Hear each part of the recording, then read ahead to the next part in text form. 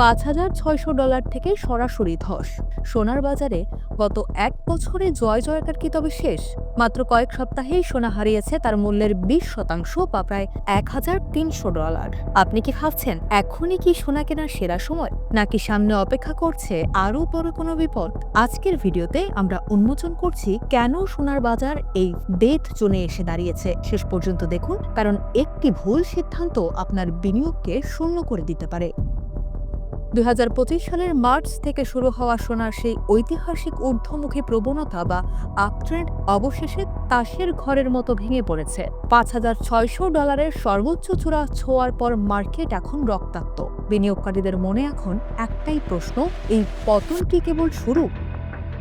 বিশেষজ্ঞরা এই পতনের পেছনে দায়ী করছেন স্ট্যাগফ্লেশন ট্যাবকে। একদিকে ভূ রাজনৈতিক অস্থিরতায় অপরিশোধিত তেলের দাম আকাশচুম্বী, অন্যদিকে মুদ্রাস্ফীতি কমার কোনো লক্ষণ নেই। ফলে ইউএস ফেডারেল রিজার্ভ তাদের হায়ার ফর লঙ্গার পলিসি অর্থাৎ উচ্চ সুদের হার বজায় রেখেছে। শক্তিশালী ডলারের চাপে পিষ্ট হয়ে সোনার বাজারের নিয়ন্ত্রণ এখন পুরোপুরি বিক্রেতা বা সেলারদের হাতে। চলতি মাসের মাঝামাঝিতে আমরা একটি ফ্রি ফল বা বড় ক্র্যাশ দেখেছি, তবে গত 23 মার্চ $4,098 এসে পতনটি কিছুটা থমকে দাঁড়ায়।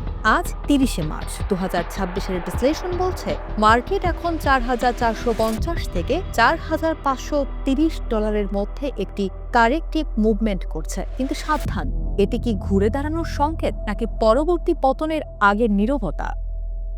প্রাতিষ্ঠানিক ডেটা অনুযায়ী এই মুহূর্তে সবচেয়ে গুরুত্বপূর্ণ জোন হল $4,373 থেকে $4,375।